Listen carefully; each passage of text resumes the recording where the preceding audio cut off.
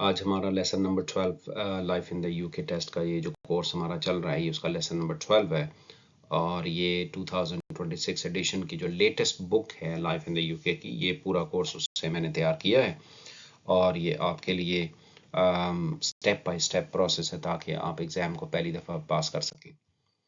तो हमेशा की तरह ये कुछ थोड़े से फैक्ट्स हैं जो आपको पता होने चाहिए, क्योंकि बहुत सारी मैं कहूँगा कि गलत इन्फॉर्मेशन इंटरनेट पे मौजूद है। मैं खुद life in the UK test का टीचर रहा हूँ, मैं पढ़ाता रहा हूँ, फेस टू फेस पढ़ाता रहा हूँ और बहुत सारे लोगों को तैयार किया है और होम ऑफिस की जो गाइडेंस है उसकी बिल्कुल जिसको कहते हैं ना रोशनी में पढ़ा रहा हूँ। तो बाज़ लोग आपको वैसे झूठे ख्वाब दिखाएंगे कि बस ये यूं कर लीजिए तो यूं कर लीजिए तो एक ही दफ़ा में हो जाएगा। थोड़ा सा मेहनत करनी पड़ेगी आपको, ये टेस्ट आसान नहीं है। बजाय इसके कि शॉर्टकट की तरफ जाएं और एक दफ़ा टेस्ट दे के आदमी डिसहार्ट हो और पैसे भी ज़ाया हो, एक दफ़ा अच्छी तरह से तैयारी करके तो फिर टेस्ट दें। सो ये बुक का नाम है जो आप देख रहे हैं। बुक में टोटल जैसा कि हमेशा बताता हूँ 8 चैप्टर्स हैं। चैप्टर 1, 7, 8 में से टेस्ट नहीं आता, सो इस वजह से हम उसको यहाँ पे कवर भी नहीं करेंगे। चैप्टर नंबर 2, 3, 4, 5 और 6 में से हमारे क्वेश्चंस होते हैं और इसी को भी हमने फोकस करना है, ठीक है। तो हमारा आज का जो लेसन है वो स्टार्ट होगा रेस्टोरेशन से। हमने पिछले लेसन में यहाँ तक पढ़ लिया था। रेस्टोरेशन का मतलब है किसी चीज़ को दोबारा रिस्टोर करना। मींस एक चीज़ लेट से आपने हटा दिया और फिर उसको दोबारा ला के उसी जगह पे रखना, तो इसमें बेसिकली किंग चार्ल्स को वापस ला के दोबारा किंग बनाया गया था, तो इस वजह से इसको रेस्टोरेशन कहते हैं। सो मैं यहाँ से स्टार्ट करता हूँ और आपको साथ साथ समझाता भी जाऊँगा। In May 1660, Parliament invited Charles II to come back from exile in the Netherlands. Charles to जो था, ज़ाहिर आपको पता है कि जब उसकी थॉमस क्रॉमवेल के साथ जंग हुई थी और वो हार गया था और जान बचा के वो भाग गया था, तो फिर किंग कोई नहीं रहा है इंग्लैंड का और 11 साल तक जो है वो ये ऊपर हमने पढ़ा है कि without Oliver Cromwell there was no clear system of government. Oliver Cromwell के बगैर कोई सिस्टम ऑफ गवर्नमेंट नहीं था। उसका बेटा था, वो नालायक सा था, तो फिर लोगों ने महसूस किया कि इससे बेहतर है कि किंग होना चाहिए। तो 1660 में पार्लियामेंट ने चार्ल्स टू को नीदरलैंड्स से बुलाया कि आप वापस आ जाएं और आके किंग बन जाएंगे। ही वॉज क्राउंड, ये वाली जो लाइन मैंने भी पढ़ी है, ठीक है। He was crowned King Charles two of England, Wales and Scotland and Ireland. उसको इंग्लैंड, वेल्स और स्कॉटलैंड और आयरलैंड का किंग बना दिया गया था, ठीक है। Charles too made it clear that he had no wish to go on his travels again. He understood he could not always do as he wished, but without sometimes need to reach agreement. Charles to का ये कोई इतनी important यहाँ से बात नहीं है। Charles to को पता था कि इसको बुला के किंग बनाया गया, तो इस वजह से वो ज़्यादा कुछ नहीं कर सकता था, लेकिन वो भी बड़ा चालाक था। उसने भी जो जो पार्लियामेंट ने कहा उसको उसके साथ चलता रहा। इसके बाद ये हमारे इम्पोर्टेंट है। The church of England again became the established official church, both Roman Catholics and Puritans were kept out of power. तो चर्च ऑफ इंग्लैंड को दोबारा सरकारी मजहब बना दिया गया, ठीक है, और कैथोलिक्स को और प्यूरिटन्स को दोनों को साइड लाइन कर दिया गया, ठीक है।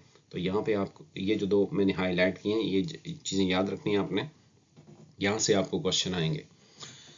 During the Charles to reign in 1665 there was a major outbreak of plague in London. अब ये important बिट है। चार्ल्स टू के दौर में 1665 में एक लंदन में बहुत बड़ी वबा फैल गई। Thousands of people died, especially in poorer areas. और बहुत सारे लोग, हज़ारों लोग मर गए, खासकर गरीब इलाकों में। The following year, इसका मतलब है 1666, a great fire destroyed much of the city, including many churches and St. Paul's Cathedral.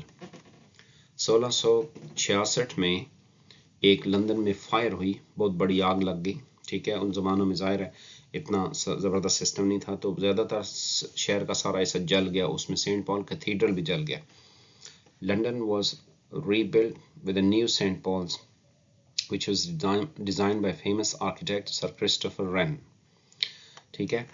तो सेंट पॉल कैथीड्रल को दोबारा डिज़ाइन किया गया और जिस शख्स ने उसको डिज़ाइन किया उसका नाम था सर क्रिस्टोफर रैन, जो कि यहाँ पे आप ये इसमें इस जगह पे देख रहे हैं, ठीक है।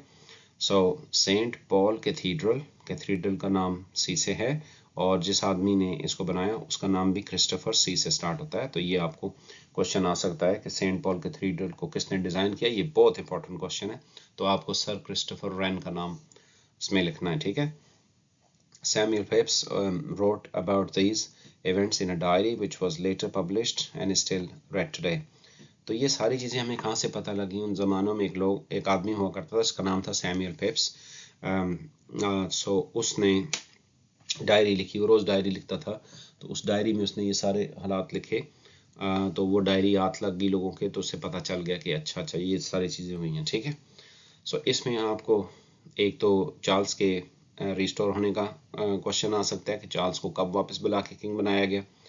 उसके बाद सवाल आ सकता है आपको कि जब चार्ल्स टू किंग बना तो कौन से मज़हब को दोबारा सरकारी मज़हब बना दिया गया, तो यहाँ पे इंफॉर्मेशन है। फिर उसके बाद प्लेग, लंदन में वबा कब फैली चार्ल्स के दौर में 1665, ग्रेट फायर ऑफ लंदन कब हुआ 1666 में, सेंट पॉल को किसने डिज़ाइन किया, और ये जो सैमुअल पेप्स था उसने डायरी लिखी। कभी कभी क्वेश्चन आता है सैमुअल पेप्स ने क्या चीज़ लिखी जिसकी वजह से वो मशहूर हो गया, डायरी लिखी या नावल लिखा या प्ले राइट लिखा, जो भी है, ठीक है। तो आपको डायरी लिखने का याद रखना है। ओके, अब ये जो हम पैराग्राफ पढ़ रहे हैं जिसको मैं कर रहा हूँ मार्क, ये बहुत इंपॉर्टेंट है। The habeas corpus act became law in 1669। आपको मैं क्लास में बाज़ वक़्त अपने स्टूडेंट से भी ये मजाक करता था कि आपको अपनी बर्थडे याद हो ना हो, अपना नाम याद हो ना हो, अपने हस्बैंड या वाइफ की बर्थडे याद हो ना हो, ये आपको ज़रूर याद होना चाहिए। ये इतना इंपॉर्टेंट है। Habeas corpus act became law in 1679। क्या चीज़ है ये भी मैं एक्सप्लेन करता हूँ। This was a very important piece of legislation which remains relevant today. मतलब ये बाकी चीज़ें इतनी इंपॉर्टेंट नहीं है। यहाँ पे इसका ये मीनिंग है, habeas corpus is a Latin word for you must present the person in the court. Okay, the act guarantees that no one could be held prisoner unlawfully. Every prisoner has the right of court hearing. Basically ये यहाँ पे habeas corpus act का बताया गया कि 1679 में हुआ है और ये बेसिकली डेफिनेशन है ये वाली जगह कि पता चले कि ये इसका ये है क्या। अब मैं आपको सिंपल वर्ड्स में एक्सप्लेन करता हूँ।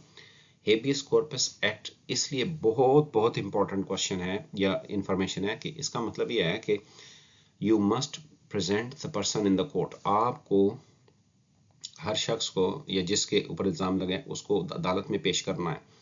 थोड़ा सा आप यूँ समझे, पहले ये होता था, लेट्स से आपका किसी के साथ झगड़ा हो गया, आपने जाके अदालत में कहा कि भाई इस आदमी ने मेरे इतने पैसे चोरी कर लिए या इसने मेरी घर से चोरी कर ली, तो अदालत उस आदमी के खिलाफ सज़ा जारी कर देती थी आपके बयान के मुताबिक, जो आपने कहा बस उसको मान के।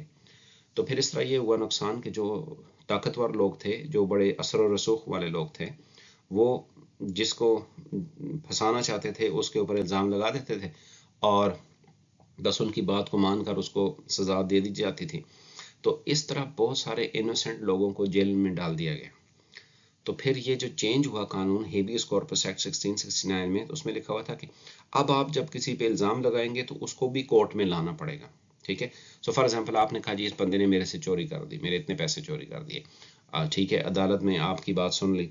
अब जिस बंदे पर आपने इल्ज़ाम लगाया है, अदालत कहेगी उसको भी अदालत में पेश किया जाए, ठीक है। You must present the person in the court, उसे भी लेके आए, फिर उसकी बात भी सुनी जाएगी, फिर आपकी बात सुनी जाएगी, उसकी बात सुनी जाएगी, गवाह होंगे, सबूत होंगे, एविडेंस होगा, फिर जाके फैसला होगा मेरिट पे, यानी कि इंसाफ। ये इंसाफ की तरफ पहला कदम था।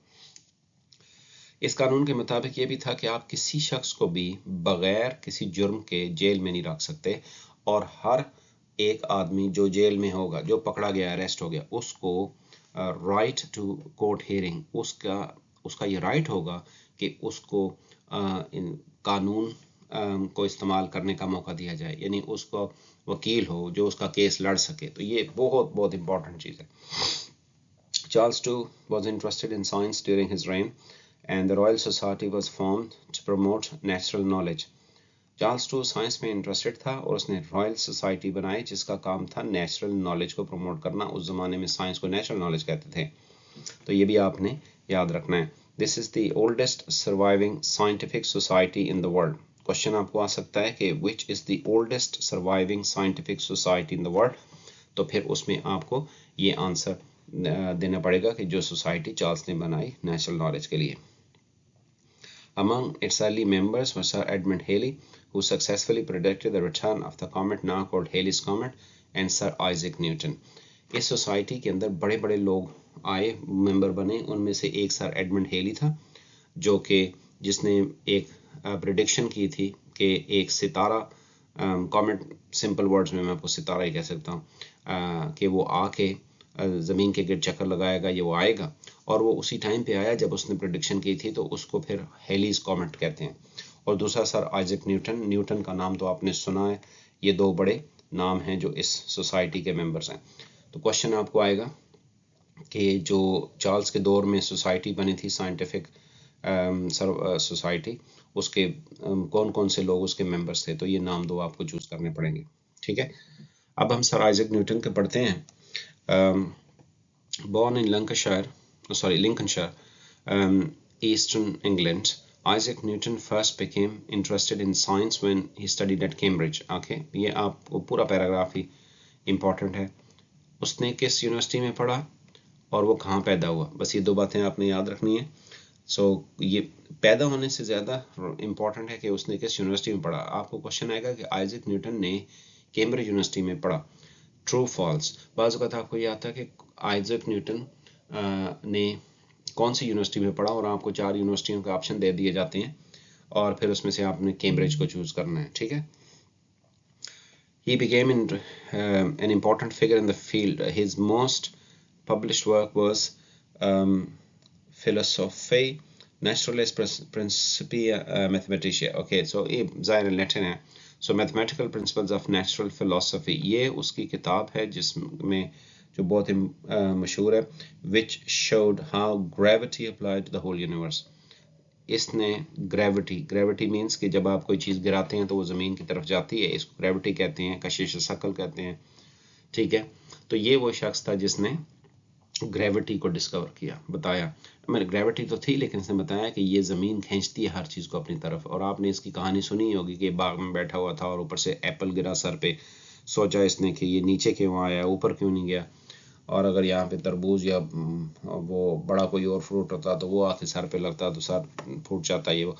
तो उस बात से फिर इसने रिसर्च शुरू की और पता चला कि यह ज़मीन खींचती है। ठीक है, ये बहुत इंपॉर्टेंट दो चीज़ें आपने इसमें की। Next, a Catholic king. Charles II had no legitimate children. Charles II की कोई जायज़ औलाद नहीं थी. He died in 1685, and his brother James, who was a Roman Catholic, became King James II of England, Wales, Ireland, and King James VII of Scotland.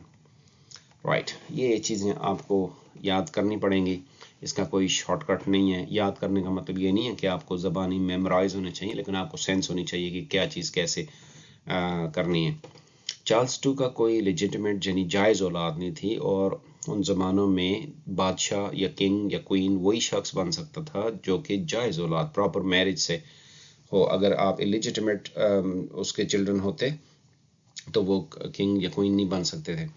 तो इसी वजह से जब 1685 में जब वो मरा, तो चूंकि उसके बच्चे तो थे लेकिन वो सारे के सारे इलिजिटिमेट थे, लेजिटिमेट नहीं थे, तो जेम्स फिर उसका ब्रदर जो था उसको फिर किंग बनाना पड़ा। लेकिन अनफॉर्चुनेटली उनके हिसाब से वो रोमन कैथलिक था। Became the king James II of England. वो इंग्लैंड, वेल्स और आयरलैंड का जेम्स II बना, और जेम्स VII ऑफ स्कॉटलैंड बना, क्योंकि जेम्स VI पहले एक था। James favored Roman Catholics and allowed them to be army officers with the Act of Parliament and had forbidden. अच्छा, जेम्स जब आया तो उसने फिर अपने जो रोमन कैथोलिक्स थे उनको प्रमोट किया हर जगह पे। हालांकि इसके खिलाफ पार्लियामेंट ने कानून पास किया हुआ था कि रोमन कैथोलिक्स नहीं आ सकते, लेकिन उसने उसके बावजूद उनको प्रमोट किया। He did not reach an agreement with the parliament and was arrested some of the bishops of the Church of England. अब आप देखें टेंशन शुरू हो रही है। उसने यानी कि पार्लियामेंट की बात नहीं मानी और उसने यहाँ तक किया कि कुछ चर्च ऑफ इंग्लैंड के जो बिशप्स थे उनको भी अरेस्ट किया। ठीक है, तो अब ये जो है वो एक टेंशन की सूरत हाल पैदा हो गई है। एंड इज फिर क्या हुआ कि people in England worried that James wanted to make England a Catholic country more. However, his heirs were two daughters who were both firmly Protestants. अच्छा, लोगों को अब परेशानी हो गई कि सरकारी मजहब चर्च ऑफ इंग्लैंड है, ये रोमन कैथोलिक किंग आ गया, क्या होगा। लेकिन उसकी दो बेटियां थीं, दो बेटियां दोनों की दोनों प्रोटेस्टेंट थीं, तो लोगों को ये उम्मीद हुई कि चलो ये जल्द अज जल्द ही मर गया तो फिर इसकी बेटियां आ जाएंगी तो फिर दोबारा से रोमन कैथोलिक मजहब से जान छूट जाएगी और प्रोटेस्टेंट क्वीन या वो आ जाएंगे। ठीक है, the Glorious revolution. The Glorious Revolution कहते हैं कि जब जेम्स के जाने के बाद दोबारा से प्रोटेस्टेंट रिलीजन बन गया बगैर किसी लड़ाई की, तो इस वजह से इसको कहते हैं। अब आप इसको समझें। James whose elder daughter Mary was married to her cousin William of Orange, the Protestant ruler of Netherlands. ये बड़ा इंपॉर्टेंट अब चीज़ है, आप इसको समझें। ग्लोरियस रेवोल्यूशन पे डेफिनेटली एक क्वेश्चन आता है। जेम्स टू की बड़ी बेटी ने, जो कि मैरी थी, उसने नीदरलैंड्स का जो किंग था, प्रिंस था, विलियम ऑफ ऑरेंज उसको कहते हैं, उसके साथ शादी कर ली। उसका कज़न था, रिश्तेदार था, और वो प्रोटेस्टेंट था। इन 1688 the important Protestants in England asked William to invade England and proclaim himself as king. अब आप ये बहुत ही इंपॉर्टेंट चीज़ समझें। जब मैरी ने विलियम ऑफ ऑरेंज से शादी की और वो नीदरलैंड्स का किंग है, तो इंग्लैंड के लोगों ने, जो कि प्रोटेस्टेंट थे, उन्होंने खुद उसको कहा कि आप हमारे मुल्क पे हमला करें और आके यहाँ के किंग बन जाएं। यानी आप अपने मुल्क पे आप ही खुद ही इनवाइट कर रहे हैं किसी को आके हमला करने की, क्योंकि लोग प्रोटेस्टेंट रिलीजन का किंग चाहते थे या क्वीन चाहते थे या रूलर चाहते थे, ना कि Catholic. When William reached England, there was no resistance. जब विलियम इंग्लैंड पे आया यानी हमला करने, आगे से कोई रेजिस्टेंस नहीं थी, क्योंकि इन्होंने खुद तो बुलाया हुआ था। James fled to France and William took over the throne, becoming William III in England, Wales, Ireland, and William II of Scotland. तो जब वो वहाँ से आया तो आगे से कोई रेजिस्टेंस नहीं है और सारे के सारे उसको वेलकम कर रहे हैं। तो जेम्स को समझ आ गई कि अब लड़ाई करके तो जान ही गंवानी है, तो वो भाग गया, फ्रांस चला गया। तो इस तरह विलियम जो है वो विलियम III बन गया, इंग्लैंड, स्कॉटलैंड, आयरलैंड, वेल्स का, और स्कॉटलैंड का विलियम II हो गया। ठीक है, William ruled jointly with Mary. This was called the Glorious Revolution. इसको विलियम ने और मैरी ने मिल के फिर हुक्मरानी की। अब ये दोनों प्रोटेस्टेंट है, यानी कैथोलिक किंग से जान छूट गई, इसीलिए इसको ग्लोरियस रेवोल्यूशन कहते हैं। Because there was no fighting in England and because it guaranteed the power of Parliament. दो बातों की वजह से इसको कहा जाता है। एक, कोई लड़ाई नहीं हुई, कोई आदमी नहीं मरा। दूसरा, चूंकि पार्लियामेंट ने या यहाँ के लोगों ने खुद ही बुलाया था, तो इसलिए पार्लियामेंट की पावर और ज़्यादा हो गई, क्योंकि पार्लियामेंट ने बुलाया था, पार्लियामेंट ने बनाया था, तो इस वजह से पार्लियामेंट, और फिर उनको भी पता था कि पार्लियामेंट ने हमें बुलाया हुआ है, तो ज़्यादा कोई मीन्स की चूचरा नहीं करनी चाहिए। ठीक है, सो ये जब सारी सिचुएशन हो गई और जेम्स भाग गया, तो जेम्स वांटेड टू रीगेन, अब वो फ्रांस भाग गया, James wanted to regain the throne and invaded Ireland and help of a French army. William defeated James II at the Battle of Boyne in Ireland in 1690, an event which is still celebrated some by Northern Ireland today. अब आप समझें, northern Ireland में Catholic, Roman Catholic church के लोग ज़्यादा थे, ज़ाहिर है आपको याद होगा। तो जेम्स ने सोचा कि मैं पहले सबसे पहले आयरलैंड के पे हमला करके वहाँ पे कब्जा करता हूँ, क्योंकि वहाँ के लोग रोमन कैथोलिक हैं। जेम्स ने सोचा कि वो भी रोमन कैथोलिक है तो वो उसको सपोर्ट करेंगे, तो वो फ्रेंच आर्मी के साथ मिल के उसने पहले रोमन कैथोलिक कंट्री पे हमला किया।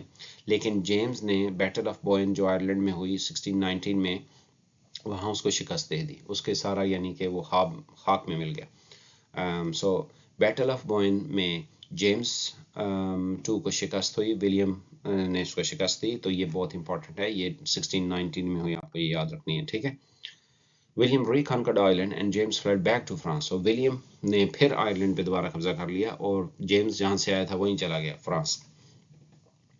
ठीक है, तो अब हमको इसका ये पता चल गया कि ये सारी सिचुएशन कैसे हुई है। ठीक है, सो ये यहाँ से यहाँ इंपॉर्टेंट है, अब इस बाकी को रहने देते हैं। Okay, there was also some support of James in Scotland. James की आयरलैंड में जैसे कि सपोर्ट थी, तभी उसने आयरलैंड के रास्ते हमला करने की कोशिश की इंग्लैंड पे, लेकिन वहां पे शिकस्त हो गई। लेकिन स्कॉटलैंड में भी कुछ लोग जेम्स को सपोर्ट करते थे, क्योंकि बेसिकली ये तो स्कॉटिश ब्लड है ना, ये इनके इसका बाप जेम्स 6 था, फिर उसके बाद चार्ल्स 1, चार्ल्स 2, ये सारे। ठीक है, an attempt at an armed rebellion in support of James was quickly defeated at Killiecrankie. तो स्कॉटिश लोग समझते थे कि जेम्स ही प्रॉपर किंग है, क्योंकि वो कम से कम स्कॉटलैंड का है। ये विलियम ऑफ ऑरेंज को वो किंग नहीं मानते थे, क्योंकि ये बाहर से आया था ना, नीदरलैंड से आया था, इसको बुलाया गया था, तो उनका दिल में उसकी तरफ सपोर्ट थी। तो फिर क्या हुआ कि स्कॉटलैंड में एक बगावत उठी विलियम के खिलाफ, लेकिन उस बगावत को भी कुचल दिया गया। All Scottish clans were required. William ने ज़ाहिर है वहाँ पे पहले आयरलैंड में शिकस्त दी, फिर स्कॉटलैंड में भी जाके शिकस्त दी इनको, वहाँ पे लोगों को भी किया। All Scottish clans were required firmly to accept William as king by taking an oath. सारे के सारे स्कॉटिश क्लैंस यानी उनके कबीले जो थे उनके, उन्हें कहा गया कि आपने एक वो ओथ लेना है, यानी एक वादा करना है, एक कसम खानी है कि आप विलियम को किंग मानेंगे। तो जाहिर है डंडे के जोर पे हो रहा था, तो उन्होंने मानना पड़ा। The MacDonalds of Glencoe were late in taking oath and were killed. अब एक कबीला था जिसका नाम था मैकडॉनल्ड ऑफ ग्लेनकोर, उन्होंने कुछ सोच विचार की कि मानना चाहिए नहीं मानना चाहिए, फलाना फलाना। तो इस वजह से विलियम को शक हो गया कि इनके दिल में अभी भी जेम्स की सपोर्ट है, और वो इस वजह से उनको सारे के सारे कबीले को कत्ल कर दिया गया।